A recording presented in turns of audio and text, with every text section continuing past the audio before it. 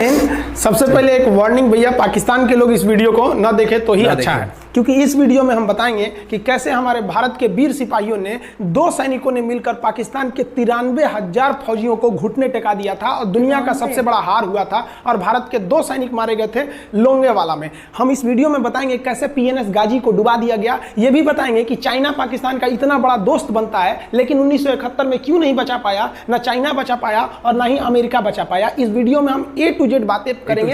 अगर आप इस वीडियो को कंप्लीट देख लेते हैं तो कोई भी पाकिस्तानी की हैसियत नहीं होगी कि आपसे आंखें मिला सके, इसलिए इस वीडियो को देखते रहिएगा। यदि आप राष्ट्रवादी, अगर आप भारतीय हैं तो ही इस वीडियो को देखें। पाकिस्तानी और बाहर के चाइनीज वगैरह लोग इस वीडियो को ना देखें, ये उनके लिए एक तरह का वार्निंग है, क्योंकि इसमें हम भारतीय सेना के हर उस वीर गाथा को बताएंगे जो एक हर भारतीय सुनना चाहता है। A to Z उस बातों को बताएंगे। पाकिस्तानी इस वीडियो को क्यों ना देखें तो भैया आप देख लीजिए यहाँ क्यों ना देखें, क्योंकि हम आज चर्चा करने वाले हैं इसकी, और इसका नक्शा किससे मैच करता है आप देख रहे हैं। If you don't believe then go on Google.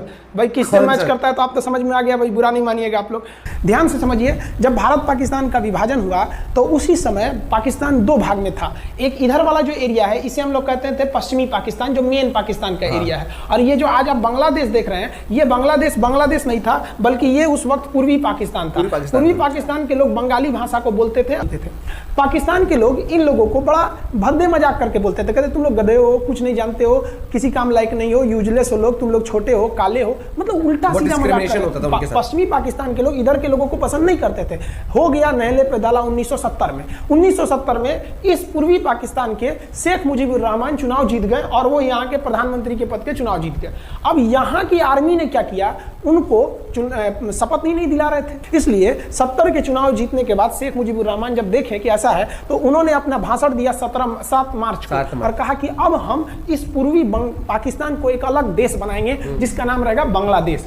इस भाषण की वजह से आर्मी ने, पाकिस्तान की आर्मी ने 25 मार्च 1971 को गिरफ्तार करके अब पश्चिमी पाकिस्तान में अरेस्ट करके बंदी बनाकर रख दिया और यहाँ पर जुल्म करना चालू कर दिया।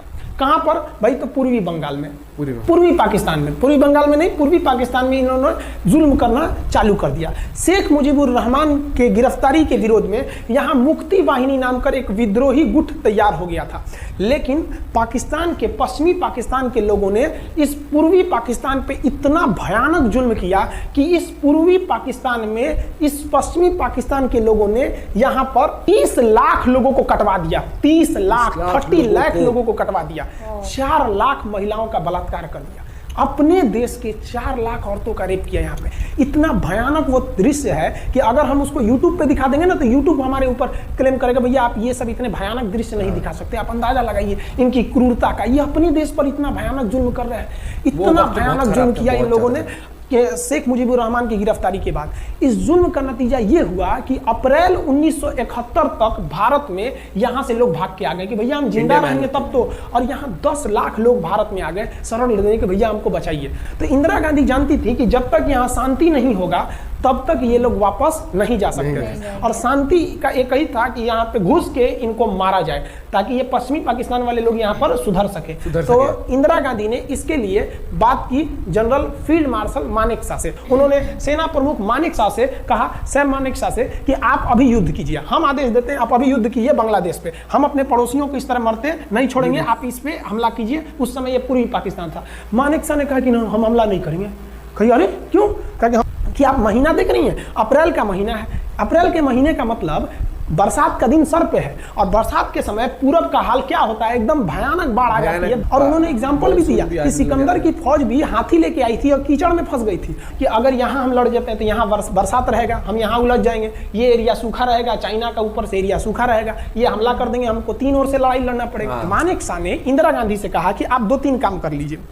कब तक के लिए? कि नवंबर तक हम लोग युद्ध नहीं, नवंबर तक रुक गए, लेकिन अप्रैल से नवंबर के बीच में हम अपने सैनिकों को इस एरिया में लड़ने के लिए ट्रेनिंग दे सकते हैं। मुक्ति वाहिनी, उसको हम ट्रेनिंग दे सकते हैं। और इसी में 1971 में हमारी जो थी भारत और रूस की एक समझौता पर हस्ताक्षर हो गया। अब हम लोगों ने पाकिस्तान को एक बारूद के ढेर पर बैठा दिया था।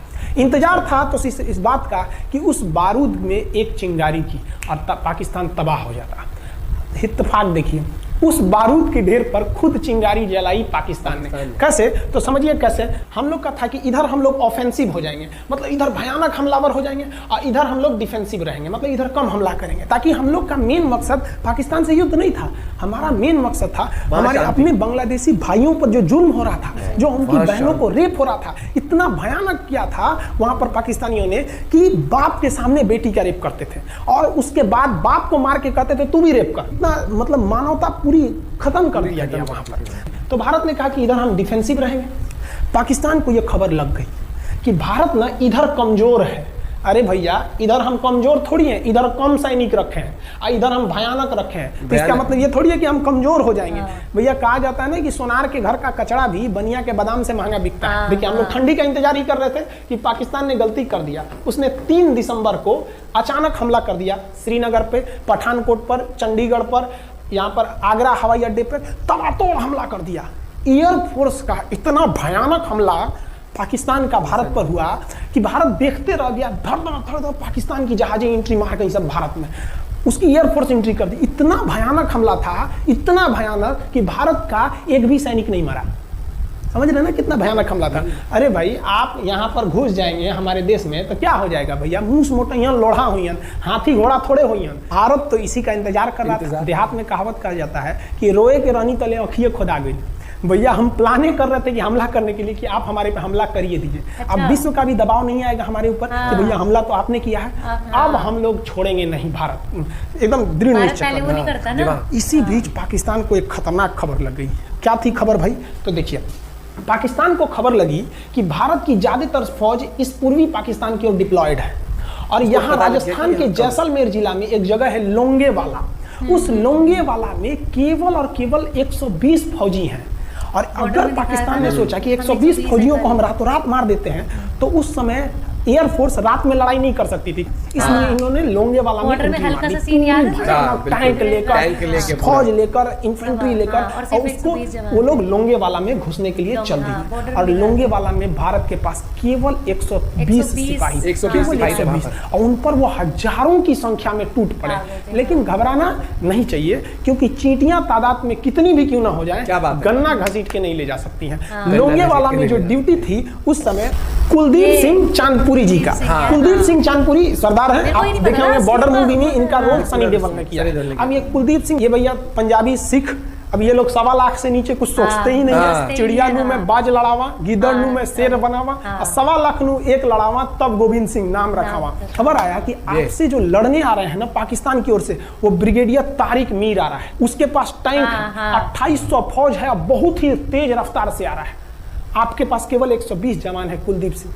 आप पीछे हट जाइए, आप पीछे हट जाइए, क्योंकि आपको हम ना, आप बहादुर हैं इसमें नो डाउट, लेकिन आप कैसे लड़िएगा उतनी भयानक फौज के पास? यहाँ उन्होंने कहा खालसा सिख नहीं हट सकते, हम दिखा देंगे कि हम 120 भी उन पर क्या पड़ेंगे, भारी पड़ेंगे। इनके पास ना ही टैंक को उड़ाने के लिए कोई संसाधन थे, टैंक को मारने के लिए एक जीप पर लगा हुआ छोटा सा तोप था, और इनके पास 3 ठो माइंस लगे थे। माइंस समझते हैं आप लोग? टैंक होता है ना, उसको उड़ाने के लिए माइंस लगाए जाते हैं। तो देखिए ध्यान से, ये है माइंस, ये माइंस, इस पर अगर टैंक चढ़ता है ना तो टैंक ब्लास्ट कर जाता है। तब इन्होंने दिमाग लगाया।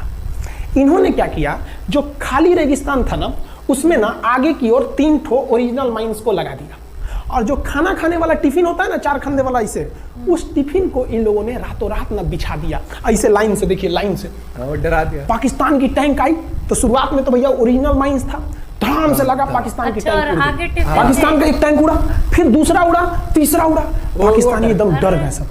ब्रिगेडियर तारिक मीर कहे कि भैया यहाँ तो माइंस लगा के रखा है इन लोगों ने, एक काम करो, इंजीनियरों को बुलाओ, पूरा माइंस निकालो। अब ब्रिगेडियर जो हमारे मेजर कुलदीप सिंह थे, ये जानते थे कि बाबू अगर हम तुमको रात भर रोक दिए ना तो सुबह हमारी एयरफोर्स आएगी, तुमको जिंदा नहीं छोड़ेगी। इसलिए इन्होंने पूरा टिफिन बिछाया था। इन पाकिस्तानियों ने 6 घंटे लगा दिए उनको निकालने में। इंजीनियर आते थे तो डर के मारे टिफिन निकालते थे, सॉरी बाप रे बाप, और टिफिन में तो ईंटा पत्थर भर देते थे, और डर के ले जाते थे, भागो भागो भागो, माइन से। इसको लगाते लगाते इन लोगों ने पूरी रात बिता दी। 3 बज गया।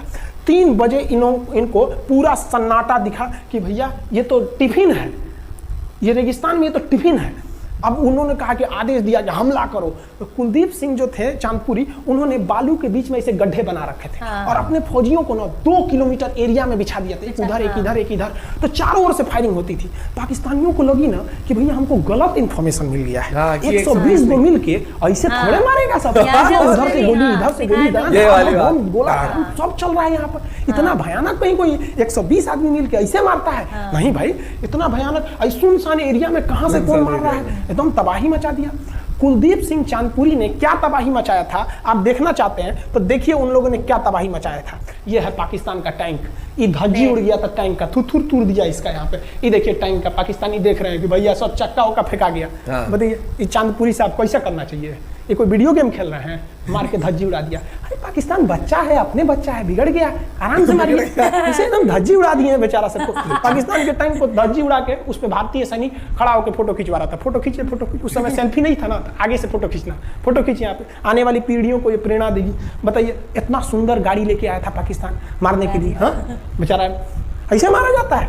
हाँ अरे मेजर साहब अभी कितना बढ़िया दिमाग है, बच्चा को थोड़ा आराम से मारिए। देखिए इसका थोड़ा बिगाड़ दिया गाड़ी का, ऐसे नहीं मारना चाहिए, लेकिन क्या कीजिएगा, बच्चा बिगड़ जाता है तो धोना ही पड़ता है। ये हाल कर दिया रात भर में, सोचिए रात में इतना बुरा मारा, दिन में दिखता तो पूछ डाल रहा पूरा, एकदम भयानक तबाही मचा दिया मेजर कुलदीप सिंह चांदपुरी ने। इनके आगे कौन खड़े थे? ब्रिगेडियर पाकिस्तान के ब्रिगेडियर साहब को कहने लगी भैया ये तो बहुत बुरा मार रहा है सब। तब तक हो गया सुबह, और सुबह के वक्त हमारे जो हंटर जहाज थे, उस समय जो जहाजें थी वो हंटर जहाज थी। ये हंटर जहाजें रात में नहीं उड़ सकती थी, लेकिन दिन में उड़ सकती थी। रात भर तक कुलदीप सिंह चांदपुरी ने ऐसा कूचा पाकिस्तानियों को, इतना कूच दिया कि भोर हुआ तो बाकी का कसर पूरा कर दिया हमारे हंटर विमानों ने। ये हंटर विमान जब आए सब तो इतना भयानक तबाही मचाए सब पाकिस्तान के जहाजों का कि आप हुलिया देखेंगे ना, पाकिस्तान के टैंक का ऐसे पड़ गया, ऐसा टैंक पूरा तबाह हो गया है सब, पूरी तरह ध्वस्त हो गया। इतनी भयानक युद्ध में 3 तारीख को पाकिस्तान ने हमले की शुरुआत की और ये 4 तारीख का शकल देखिए पाकिस्तान का। इतना भयानक धज्जी उड़ा दिया पाकिस्तान का जिसका कोई हद नहीं। पाकिस्तानियों को दुम दबा के भागना पड़ा। ब्रिगेडियर साहब भागे, कहें कि भाग भैया न तो ये सब जान ले लेगा सब। हम लोगों ने पाकिस्तान के टैंकों को अपने यहाँ रख लिया है म्यूजियम में। आज भी जाके देखिएगा ना तो इन टैंकों को डर के मारे पाकिस्तानी छोड़ के भाग गए, भागो भाई यहाँ पर। ये 120 जवानों का जलवा था। पाकिस्तानी कहते हैं कि हिंदुस्तान के लोग क्या लड़ेंगे? अरे भैया हम चीन पे वीडियो बनाए थे, आप पे नहीं बनाए थे, जो आप लोग हम लोग को बोल रहे थे कि पाकिस्तान हिंदुस्तानियों की औकात नहीं। देखिए अभी हम आपको औकात दिखाते हैं आपकी। ये आपका टैंक है, आके ले जाइए, हिम्मत है तो लेके जाके दिखाइए यहाँ पर। हाल तो ये हो गया था ना कि हम लोगों ने जो पाकिस्तानियों की जान ली थी ना, डर के मारे वो लाश उठाने नहीं आए थे, लाश को गिद्ध खा गए थे। हम लोग बोल रहे थे कि भैया हम गोली नहीं चलाएंगे, लाश लेके चल जाओ। हम नहीं जाएंगे, तुम लोग रेगिस्तान को कब्रिस्तान बना दिए हो। रेगिस्तान को कब्रिस्तान हम लोग हमला करने आए थे, शुरुआत तो तुमने किया था यहाँ पे।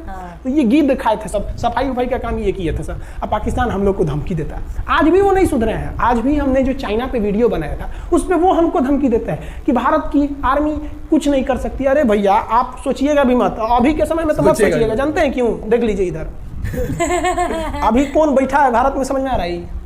आप लोग तो पहले पाकिस्तान वाले लोग इस बात पर रिसर्च कीजिए कि इनमें ज्यादा खतरनाक कौन है आपके लिए। रिसर्च करो, हमको तो यही ज्यादा खतरनाक लगता है। समझ में आया आप लोग को? तो अभी देखिए ध्यान से। और उन्होंने जो क्या दिमाग का